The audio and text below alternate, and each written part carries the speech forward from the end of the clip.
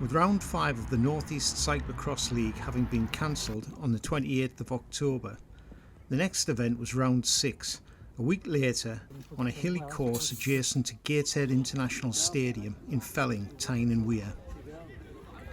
Heavy rain deposited by Storm Kieran, which had blown through a couple of days ago, had seen floods throughout the northeast and left much of the ground sodden. So it looked like this would be the first race where I'd have to contend with mud. Once again, Mark Robinson and I were representing Durham City Velo on what for me would be a 2-race weekend. Tomorrow I'd be competing at the CXNE event at South Shields and was already beginning to think I'd overcommitted myself. Apart from the mud, the main feature of this course was the big hill. It may have been rideable to some, but I think most, including me, either pushed or shouldered at least halfway to where it flattened a little.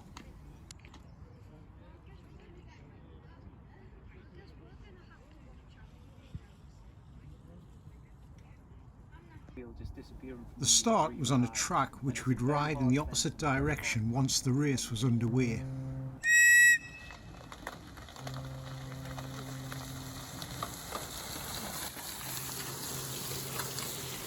I know the sprint is an essential skill, but there just seems to be absolutely no point at the moment.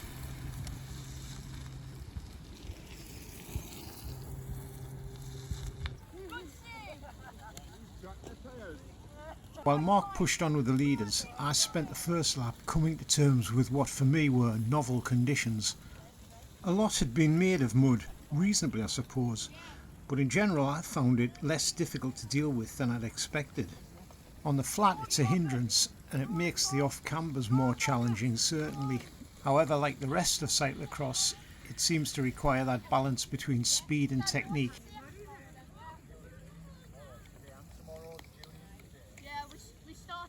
We started watching it this morning.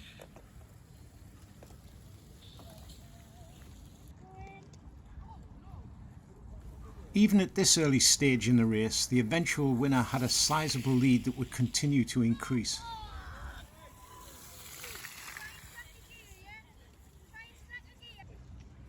Mark led the pursuit into a well-sodden bend where the lines were many and where most favoured the inside.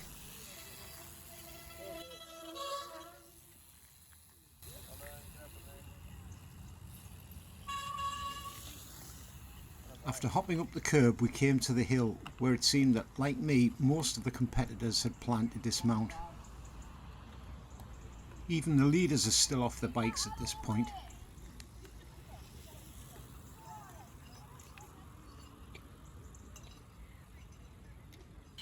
Here I come amidst the grinding of pads on rims. Cantilever brakes aren't used much in the sport now, but it's heartening to find some still using them. In the muddy races I've had since this one, I've noticed that debris collects around the straddle wire, allowing mud to accumulate more easily. Unless it's removed, it reduces pedalling efficiency and makes the bike heavier to carry. One of the significant differences between NECCL and CXNE events is that the former allows only for a single bike to be used.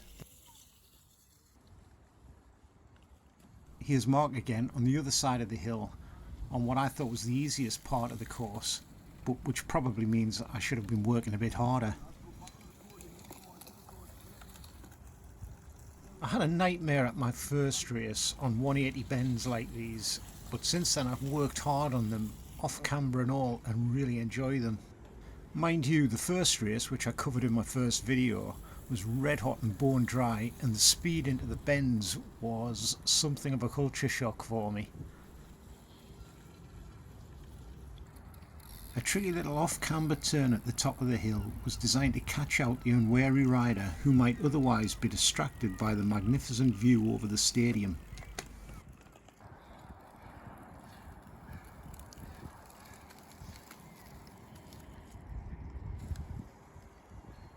Not everyone fell for it, however.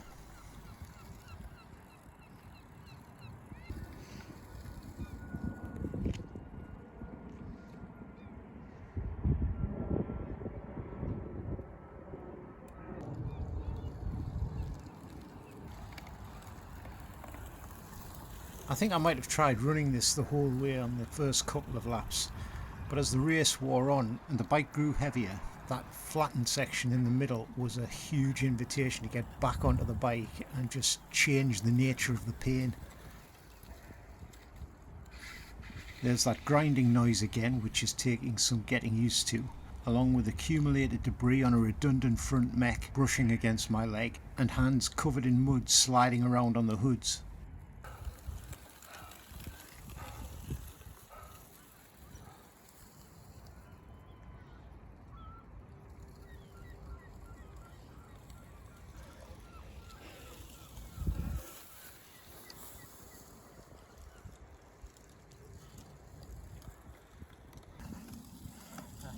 This tricky little section approaching the finish caused problems for quite a few riders, including me, and acted as the gateway to the muddiest part of the course.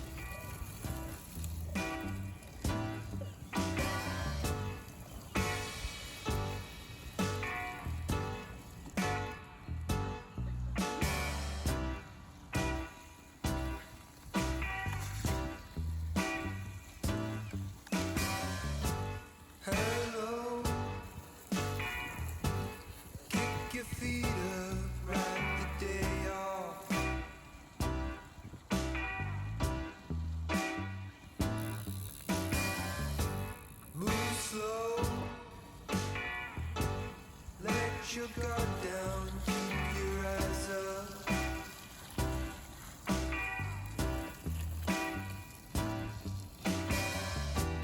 When you gonna hear it? When you gonna hear it? They're crying out.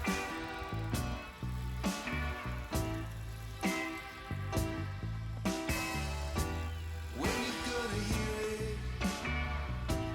When you gonna hear it?